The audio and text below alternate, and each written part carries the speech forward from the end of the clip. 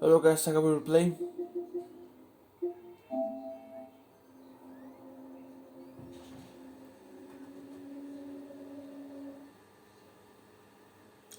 The Last of Us Part 2 Remastered. Cat content.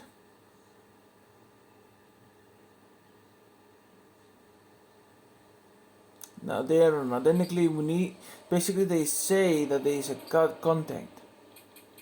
No extra. No. But for Galley. What? Gameplay more speedrun. Great. No. What the fuck? Oh, cut. Oh, correct art. Lost levels. Here we go. We will go with.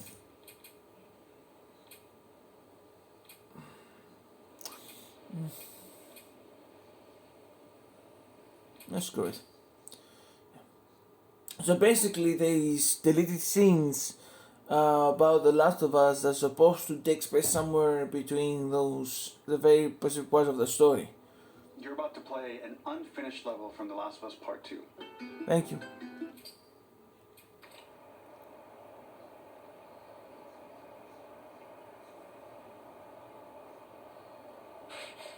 So basically, this cutscene would take. So this level would take place after when Ali was supposed to throw the guitar away in the middle of the night and then technically try to play the guitar, and then instantly this scene will play.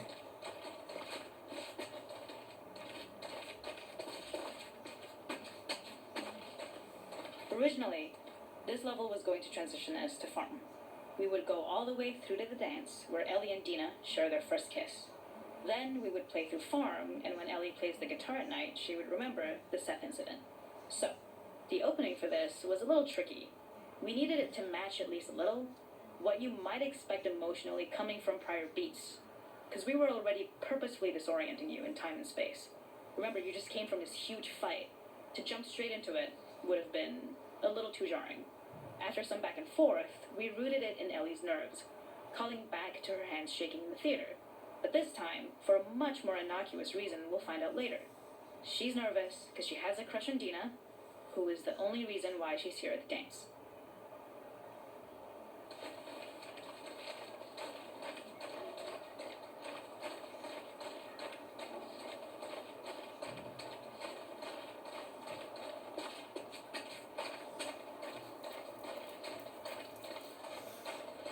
Oh, my arm! Something we really wanted to do was highlight the way their lives had turned upside down since she went down this path. We had this idea of recontextualizing all of our usual gameplay mechanics that were designed for really violent ends. The workbench, door bashes, throwable weapons, and even the infected, which is my personal favorite. Peppered throughout the level are moments of levity or shared history, all the while seeing how happy and mundane they all were before her huge revenge odyssey.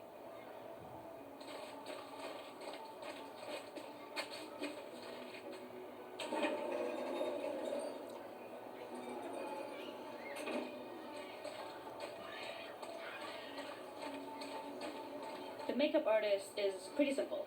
It's one of those little in-game scenes we peppered in to make it feel like Ellie had roots in the town. Hallie, our writer, mentioned that in her mind, an ex-girlfriend of Ellie's tattooed her arm to cover up her scar. So we figured this might be the only time you get to see that. We wanted to hint at it and allude to it and make it feel like there had been so much more that had been happening and so much more that Ellie threw away.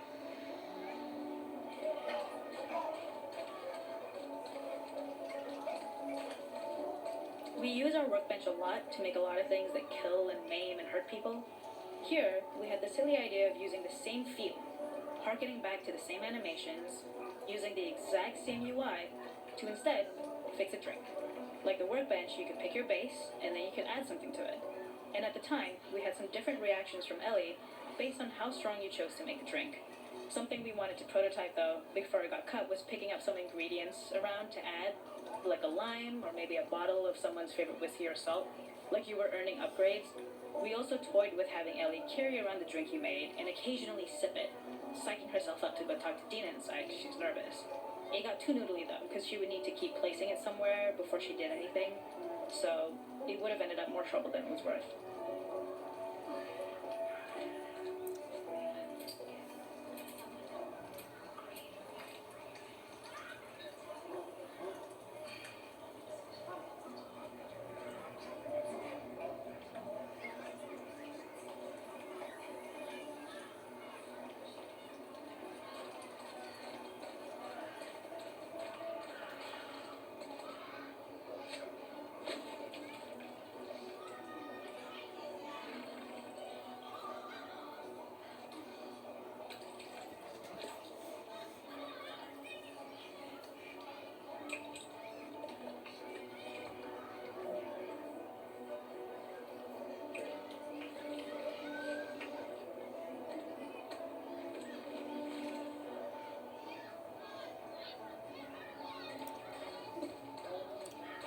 This is one of my favorite sections because I think that it achieves both the slice of life aspect of Jackson while also being a stark reminder of how dark the world that they live in really is. To attract attention and curiosity, one of the kids was supposed to make this adorable, messed up little clicker impression, and the others would giggle. We tried a version where if you got close enough, the kid might try and follow you a little before turning back. Since clickers are blind and move by echolocation, for this game of messed up tag, Ellie must close her eyes and listen for when the children give themselves away. The thought was that these kids are in relative safety. They still grow up with the dangers of clickers and runners, and all those lessons would embed themselves in the games that they play. When the festival got cut, they tried to preserve this moment and move it to the front of the game where the snowball fight is, as a tutorial. However, being in the headspace of a clicker doesn't really teach you how to deal with them. Eventually, it evolved, and they instead made the snowball fight, which was, I think, way more effective. For me, it's character illuminating that not only does Ellie know this game, she plays along. There's a familiarity with the kids that's really nice to see, especially because it's such a difference from the Ellie we see later, who has a sort of hollow normalcy that she's trying to get with JJ, but kind of fails. At least you try. So how can I put this goddamn game?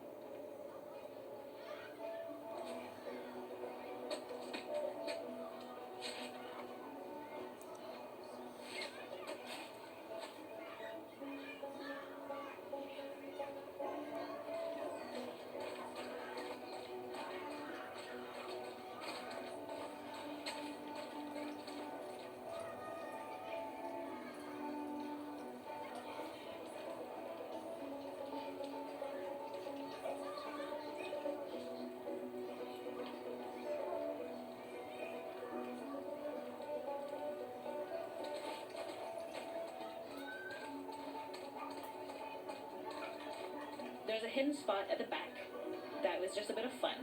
It was highlighting Jackson's normalcy with something we would find in a real world. In the back, you would find teenagers finding some alone time with each other in a dark corner of a party. It was rewarding the player for peeking into a hidden corner, but ultimately redirecting them back to the festival. We also had versions of them smoking weed here, despite Maria's consternation, probably having gotten it from Eugene.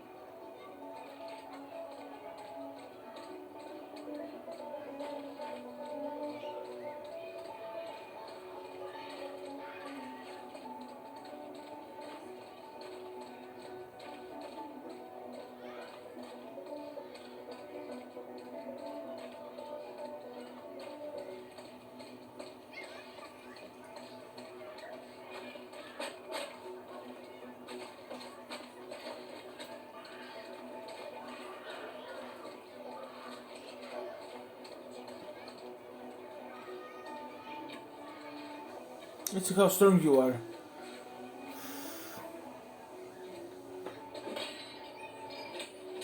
Not strong enough.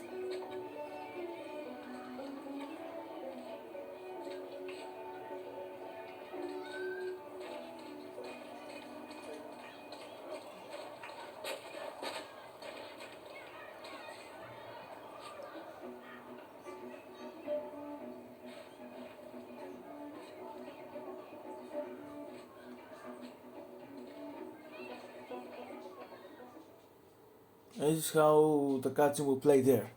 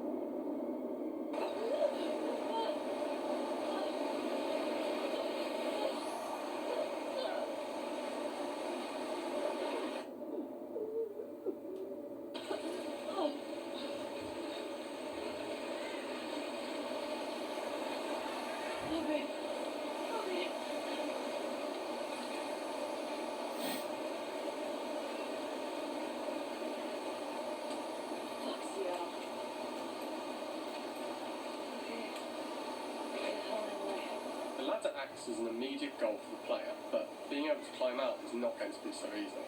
To keep levels interesting and engaging, we alternate between positive and negative values the player experiences. Here, it's a positive to have found a ladder, but then a negative to discover it's not the solution. But then another positive to identify the next short-term goal of the doorway. By alternating between these opposing values, we give players what they expect, but not how they expect it.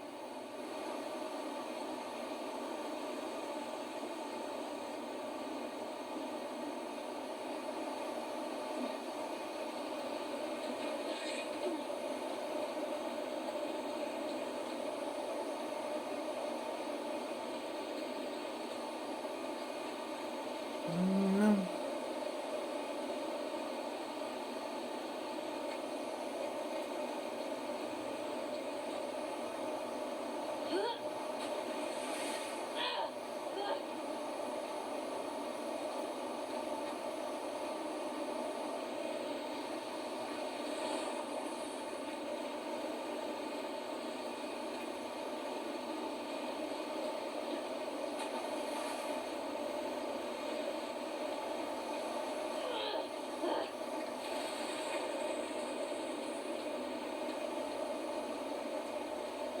This level, internally known as Find Nora, was quite long in duration as we had to make Ellie traverse a far distance to the opposite side of downtown Seattle. The sewer section was originally longer than what we released the game with, approximately 10 minutes more. This was one of the few areas of the game that used water flow as part of a traversal puzzle. The player has to go upstream to use the current to get to the platform to reach the other side. We mostly cut this mechanic game wide, however it remained in essence in the section swimming to the aquarium as Ellie when you were avoiding the waves. So it turns out that this originally the sewer level was supposed to be longer. Basically, we take the part after when you try to escape the stalkers.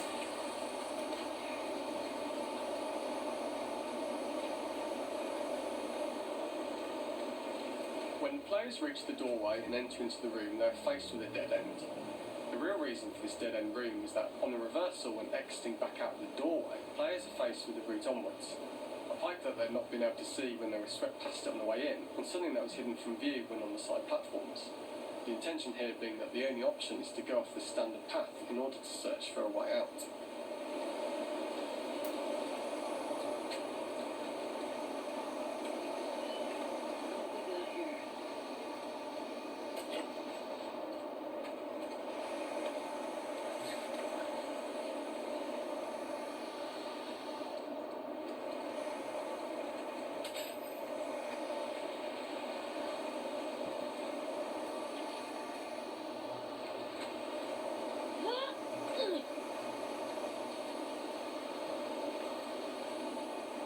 Get me the hell out of here.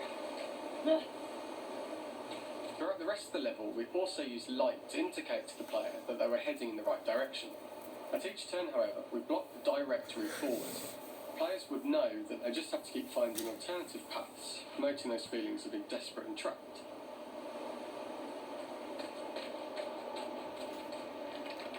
We slowly introduced the player to consider climbing into smaller pipes and crouching in these tight spaces. This is to slowly build up to, and encourage, the player to climb into such a small pipe that they'd have to be crawling on their stomach, which is something that the player previously may not have recognised as a playable space, let alone the desired route they need to take.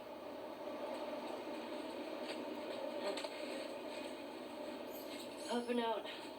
We added a Keep tiny going up and space out. just to reward the player's exploration with a pickup item, and we made sure it was something that made sense you'd find in this area. A canister and all the garbage that had been washed into the sewers from the surface. We loved the idea of making Ellie prone through a tiny dirty pipe in order to get out, as it was a great opportunity to use our prone mechanic. A unique camera setup was created to support crawling in these pipes, as the standard prone camera is much higher above the player. We also created custom collision in order for Ellie to manoeuvre in these tight spaces easily. Initially, the oblong collision capsule around her character caused issues crawling around corners. We put extra effort into the custom corner collision so the movement experience is as smooth as the main game.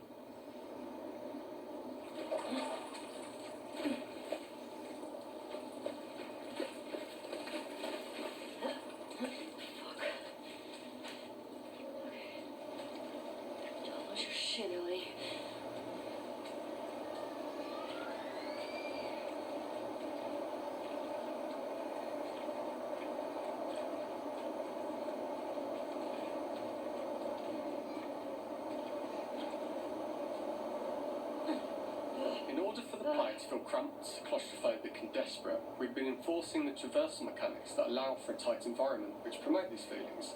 We introduced the use of the squeeze through so that we can keep So you're the player telling me really that close Ali and is tight, claustrophobic? but without repeating the same geometry.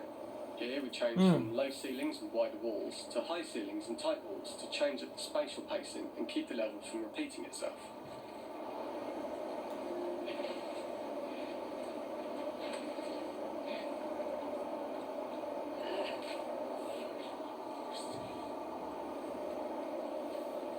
What did I do? What did the universe do?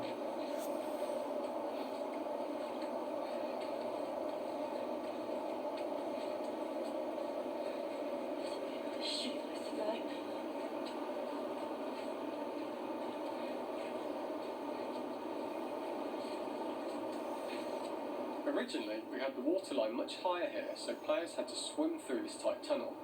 However, from watching user test feedback, it was occasionally causing people to discount the room entirely and turn back on themselves.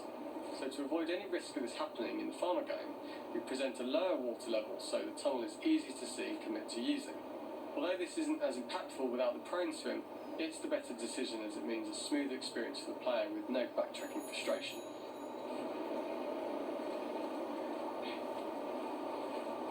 As we surface from the water and over the crest of the slope, we reveal what is further in this tunnel. A clicker that has sprouted and the fungus has grown on the sides of the pipe. It was great to see people who user tested this area becoming increasingly worried as we forced the player to squeeze past the fungus and inches away from the clicker's face, all the time not being sure whether the clicker might be alive or attack them. Although we aren't as cruel as to force a clicker attack in such close proximity, we do have a payoff for this moment. This clicker momentarily turned into Joel to show Ellie's PTSD from what happened to Joel at the start of the game.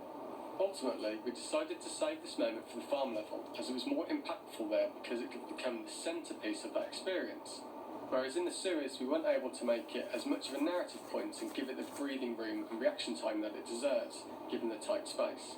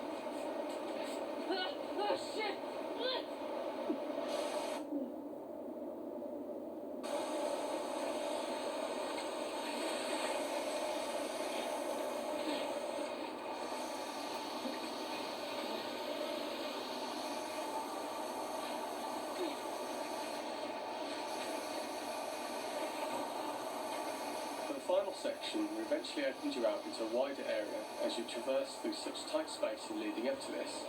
So changing the environmental pacing makes it begin to feel like we're coming to the end of Ellie's ordeal. An earlier iteration used the current that we'd shown at the start, a slightly tougher traversal puzzle to conclude the series. The ladder was clearly visible from most of the area, but the player was faced with a fast-flowing torrent of water they couldn't cross. If the player attempted to jump into the water, they were not able to swim across the ladder due to the water's speed. Instead, they had to traverse the pipe running along the top of the space in order to get across the water.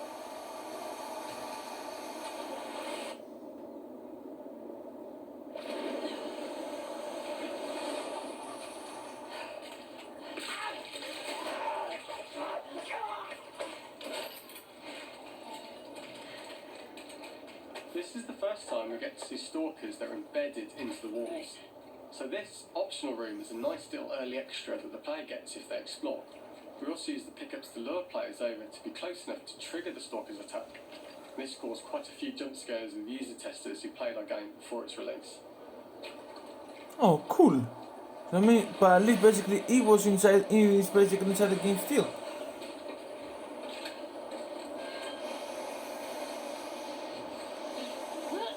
And here we are.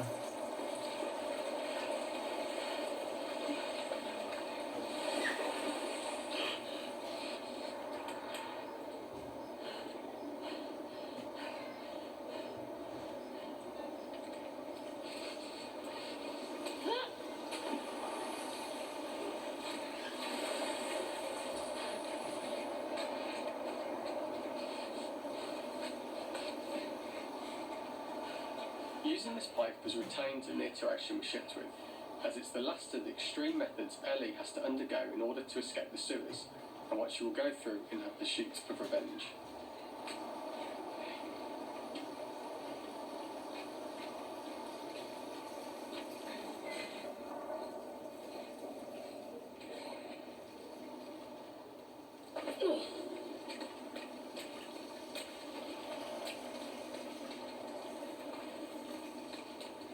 The last ladder climb is quite lengthy, and although we could have trimmed it down to a shorter climb, we liked how this last segment of the journey built anticipation for whether there was success at the top or not after all you've been through.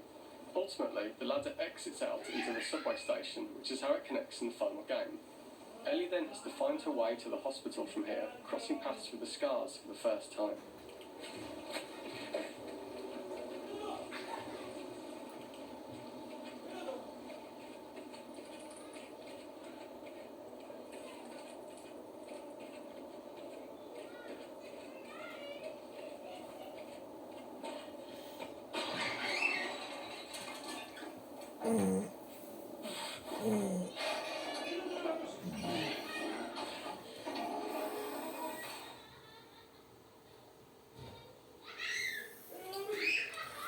Εντάξει, δεν ξέρω από εκεί, αλλά και θα βρω παρακολουθήσουμε και το φουκάρι for the dance to songs now.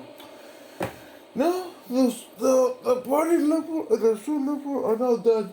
Now, the hard level is the final level. And we're done here. Unless of us was supposed to be normally in the main story, but unfortunately got cut due to for unknown reasons. But I was kind of a little bit not. I was supposed to expect to have more fun in the sewers, but it got shortened and all, and also with the it'd be very impactful to be in the sewer level because you'll be more like a dramatizing kind of way, and we're trying to find out that technically the fear of Ali is claustrophobia. Ali suppose that, but for the time being, I suppose I enjoy the show even more. But then for that, I suppose the hunt level will be next, but later, and then peace.